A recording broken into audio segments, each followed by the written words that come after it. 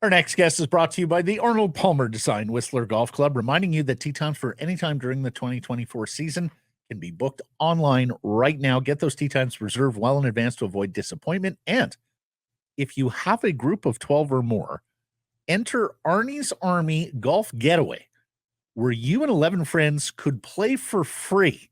What a fantastic offer.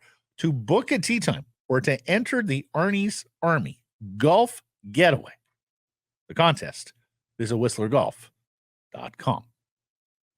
Joining us now is the former executive producer of Hockey Night in Canada, the co-host of the Bob McCowan podcast, our weekly regular, the one and only Mr. John Shannon. How are you? I'm great. So as a kid, and there's lots of people of other generations had the Tiger Phil Mickelson rivalry. It was the Jack Arnie rivalry for me as a kid, and I was a member of Arnie's Army. In fact, to this day, because of Arnold Palmer, I putt a certain way. Do you really? The punch putting? I have never forgotten how Arnold. I read his book. I have putted the same way for a long period of time. I pigeon toe my shoes, just like Arnie did. Bend the knee, wow. Do the whole thing. But the little punch stroke, stab at it. Stab. Oh, absolutely. Wow. Absolutely. Okay. Yeah. And my pal Ian Lake will tell you, not a bad putter. Okay. Yeah. I would be critical of that style if I could putt myself. So make a putt. Well, and if we play Fairview Mountain Boys, everything just breaks to the valley anyway. So you got to learn how to read. That's right. That's right. Hoping to see you in Oliver at some point this summer. Yes, sir. Hey, John, we want you to put your executive producer hat on here. Yeah, the timing today is perfect. Yeah, it is. It is. I'm not sure if you heard it, but Luke Gazdic went on a Oilers podcast and one here in the Nation Network family. And, on top of talking about the Oilers going to the Stanley Cup final, he seemed more concerned with Lansing with Canucks fans who were all in his mentions, Twitter, Instagram, which is fine. Which is fine. But having sort of avowed fans of a certain team on the Hockey Night in Canada panel, talk to me about that, because it didn't seem to happen outside of Grapes, who was kind of an entity unto himself when you were running the show. What do you make of what's become now of the business where people sit there on panels on national broadcasters and call themselves fans of a certain team? Well, I don't like it because I think that if you are on a television network, there should be some level of impartiality, because you're not just speaking to Oiler fans or Canuck fans, but we're seeing it all over the place. Mark Messier is a friend of mine, but Mark Messier was, cheering for the Rangers to get to Game 7 against Florida.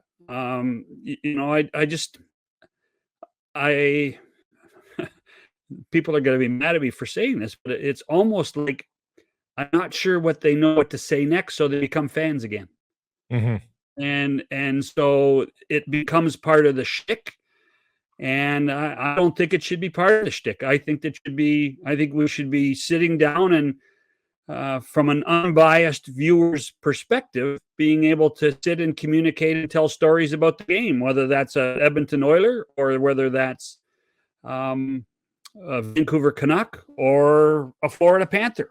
So it bothers me. It bothers me a lot. But nobody's asking me my opinion other than the two of you, and so thank you very much. Did you ever have to? They should ask you. Did you ever have to guide any of your color analysts? I mean, there wasn't a ton of who would have been? Was there ever an ex-player on an '80s panel along with Hodge and such? Like, did you have ex-players on the panels at that point? The first time, I tell you what, the first time we brought in my time there, a couple times. Well, 1985, the Canucks were eliminated. We did the Edmonton LA series. I flew Harry down from Vancouver to work as our analyst. So that was a Vancouver guy talking about LA and Edmonton because he had coached 16 games against them. So there was something like that, Did you ever have to tell those guys, don't be subjective? Like try to approach? Did you have to guide them, or did they know Oh, yeah. instinctively? Because I just don't remember them. No, you spend time with them. Yeah. You spend time with them and say, hey, listen, here's what our expectation is of you. We want to, you're here not to give us the ABCs of broadcasting. You're here to give us the ABCs of being an athlete or being a coach, and how you manage your life against the other teams. So from that perspective, I think it's, I think it's very different now. It's one of those things that when I sit and watch the games, I do shake my head and say, I think we do need more impartiality, objectivity. But, we unfortunately right now, not just in sports, but in life, we live in such a polarized world that it's almost, tolerated, expected. I don't know what the word is. Listen, I do lots of Edmonton Oilers games. But if they deserve to be criticized, you have to criticize them. And I and I don't mind doing that. But I don't sit here and cheer for the Edmonton Oilers. Yeah, my follow-up was going to be, John, that I wonder if this is just a function of the world we live in now. Because I know that, from time to time over the years when I've criticized the Vancouver Canucks, like I've had people in my mentions or on email back in the old radio station days, like asking me, are you even a Canucks fan? Like the expectation is that they're hiring Canucks fans and then moving out from, is it just that, people's brains they can't handle nuance anymore? They need the world in black and white and very little thinking. And I think we've trained them, Matt. I think we trained them that way. I think sports talk radio has done that to them. Look at Pete DeBoer and Tim Collishaw last week in Dallas, where Tim Collishaw asked, I think, a very decent and fair question, and Pete went off on him, and then people take sides. So I think we are in such a polarized state, and I do think that, guys that are running sports talk radio or podcasts tell people, you want to grab clicks, have an opinion, be crazy. It's one of those things that you shake your head at, because objectivity is still very important when you're trying to tell us why a certain thing happens on the ice, why a certain thing doesn't happen on the ice. I look at the guys in the broadcast booth, and we're going to be able to watch Craig Simpson and Chris Cuthbert and Sean McDonough and Ray Ferraro.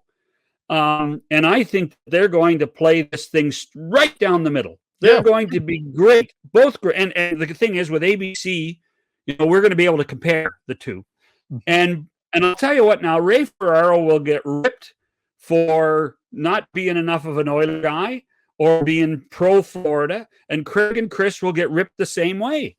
And it's not right, it's not fair, and that's why you have to, at some point, forget about reading social media, because those people are loony bins.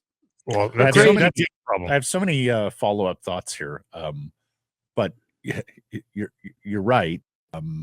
It has now gotten to the point where it's so tribal, where it's so delusional, right, that you're going to have that, so much so that I go back to what Middle Eastern correspondents say, that if your hate mail is equally Israeli and Palestinian, you're probably calling it as you should. Secondly, Collishaw is a old school, long time columnist there in Dallas. He's not bending knee for Pete DeBoer, and I saw that Pete DeBoer apologized the next day, or at least mea culpa, told the story of his wife getting after him when he got home about cursing their media member. Wives have that tendency to keep back in line. I mean, I'm sure Mrs. Price, much like Carmen, from time to time, you get home, you said what? You did what? But you say sports talk radio, and I think that's fair. I also think it's the regional broadcasts, John.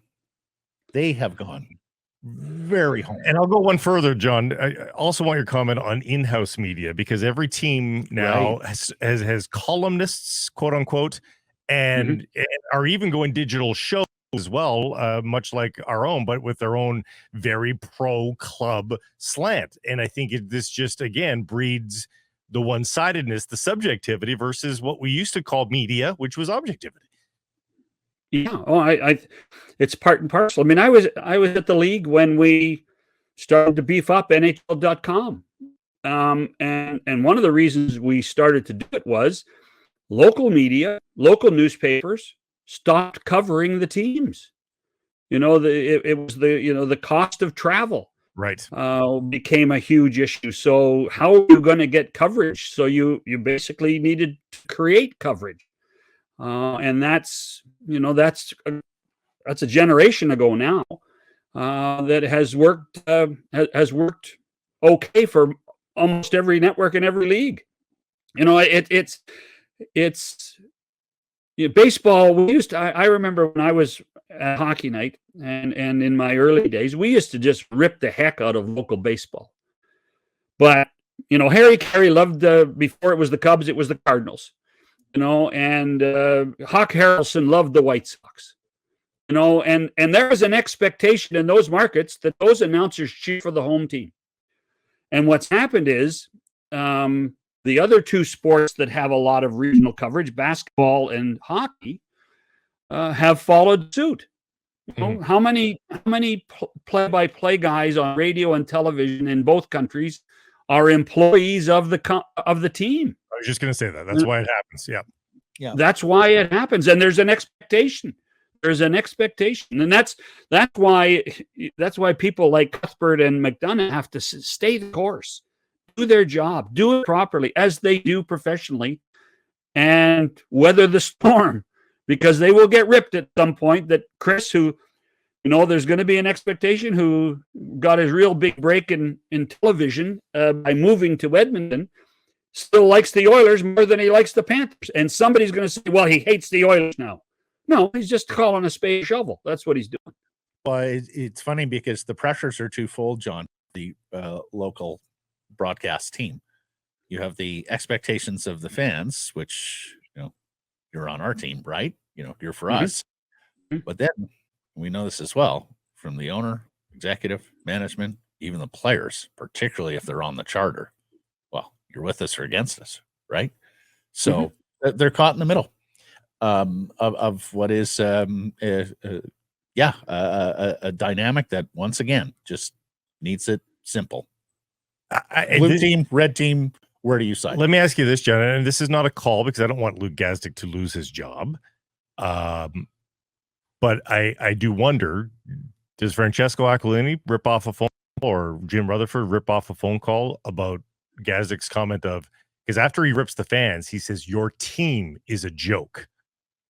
Do you think there's offense taken by the Canucks organization that a Rogers employee is making claims like that?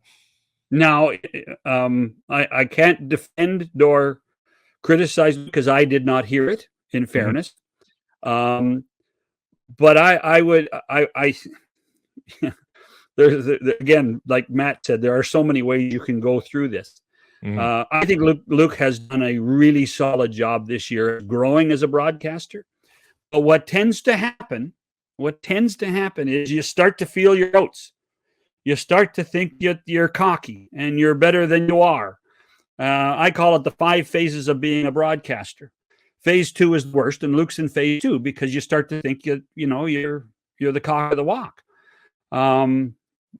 If that was the case and that gets heard in the marketplace, I would hope someone from Rogers, before Francesco Aquilini, picks up the phone and says, I don't want to hear or see him on my broadcast at any point.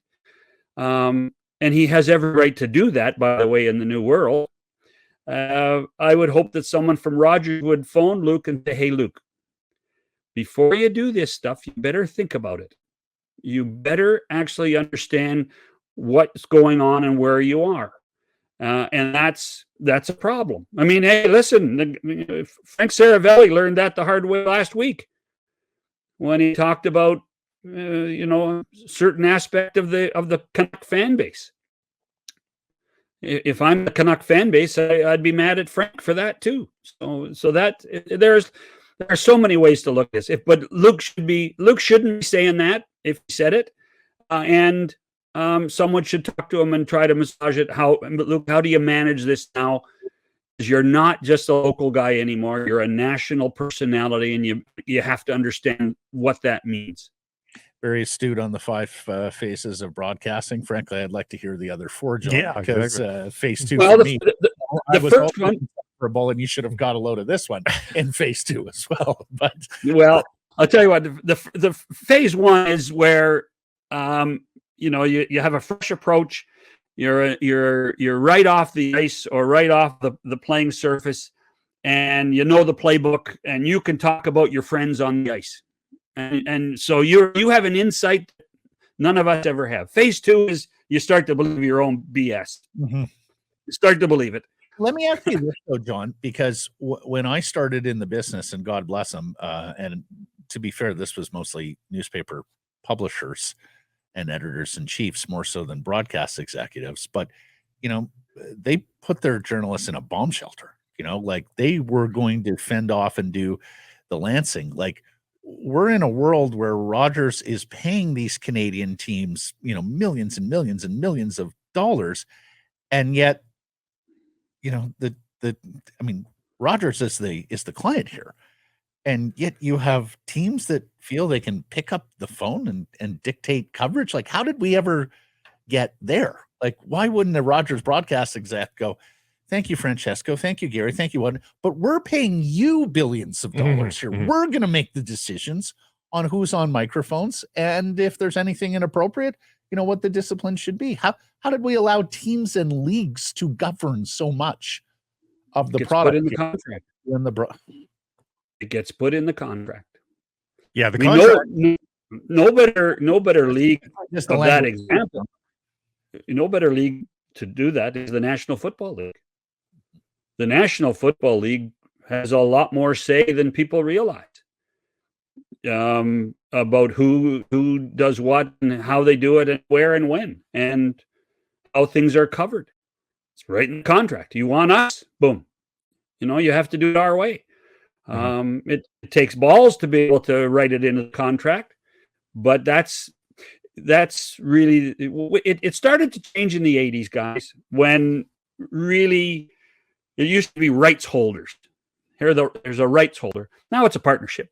Yes. Now the partnership is the team saying, well, hold on, we want people to watch our games. We want people to come to our games. So we better put it in positive light. We don't want you ripping us all the time. The days of ripping Harold Ballard constantly, which we did at Hockey Night, we ripped Harold all the time, are gone. You don't rip owners anymore. You just don't. And Matt, there's a difference between journalism and sports broadcasting. And that's the sad part. Yeah. But yeah, there's a difference. And when I did work at the CBC and I was a CBC employee, the book, Standards and Practices book, was 2 inches thick. And it was one of the reasons, I really believe in the end, it was one of the reasons why the National Hockey League actually moved away from the CBC, because the CBC has a code that they have to live by where there is journalism. Right. And they wanted a partner. They didn't want a rights holder that would say anything they want. When I ran Hockey Night, we could rip the crap out of the league. And we did. We viewed ourselves in many ways as a gatekeeper of the game, of keeping them honest in New York. Like, don't steal our game from us.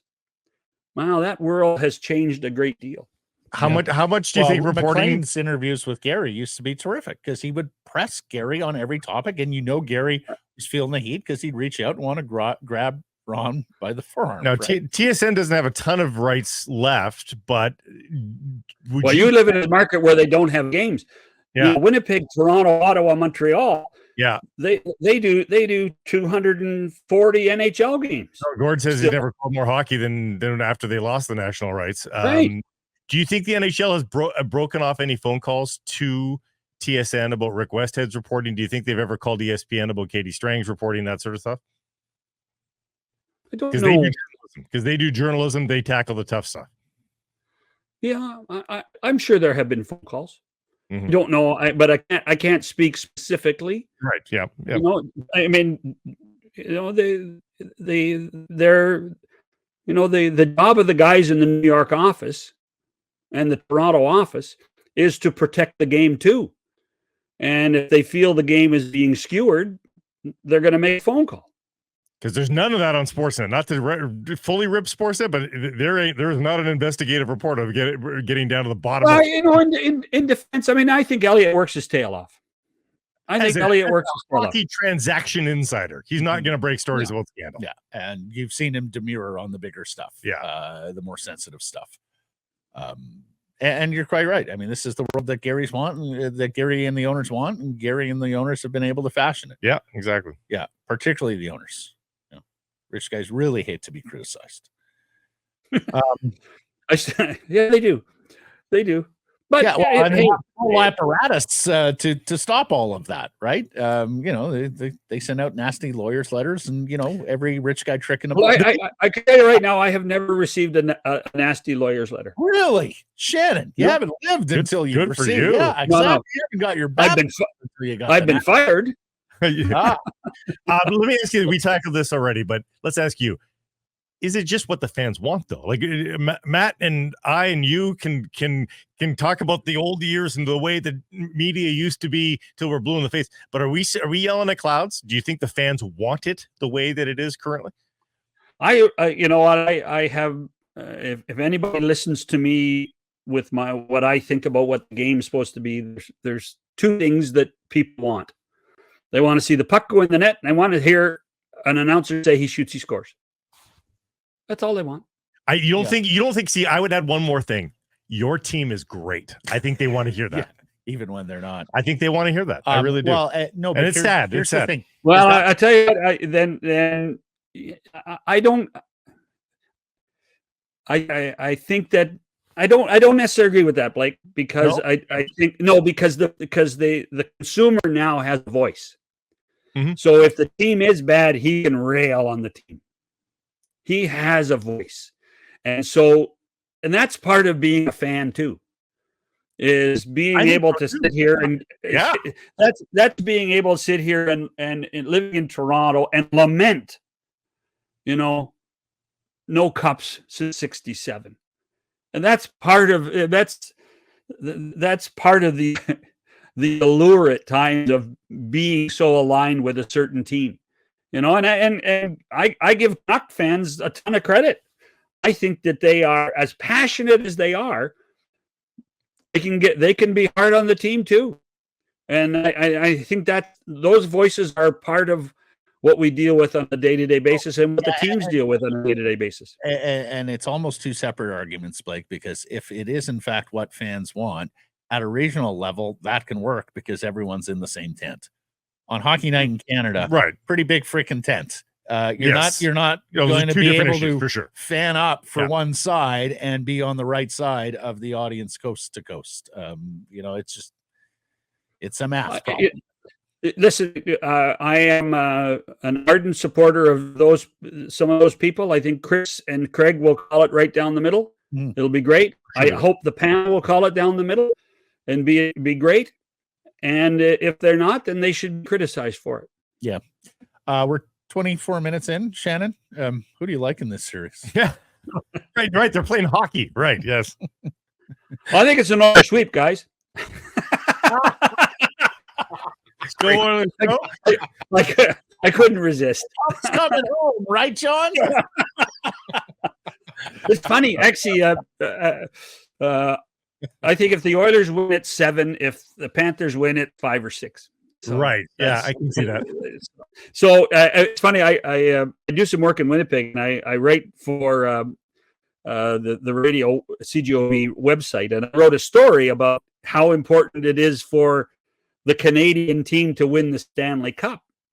And I will tell you right now. So I write every week. I write every Friday on their website, and get very few comments on things that I talk about.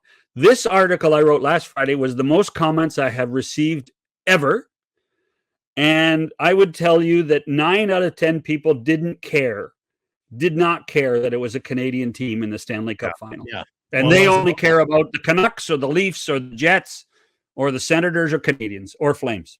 As a born and raised Winnipegger, I can tell you how many times Wayne Gretzky's Oilers put aside the Jets' dreams of a Smythe Division exit. So I think that's where that came from. Right. And all I'll have to say is, 24 good minutes on objectivity in the media. Do you know what kids at the School for Sports Media would pay for that lecture? Right. From John Shannon. Yes, you can use this. Gave it to us for free, John. So if you want to use it in school, though, we need royalties. We are the richer for it. They get it every week, Matty. That's John Shannon. John Shannon, College of Sports Media, if you're interested, and once upon a time a TV executive as well. Thank you, John. Great. John. Long time ago. Hey, everybody, if you're enjoying what you're seeing here, then follow along with Sekeres and Price on YouTube. I promise more content coming. The kids call it subscribe on YouTube. Well, how about liking it? Do that as well. Smash it right now.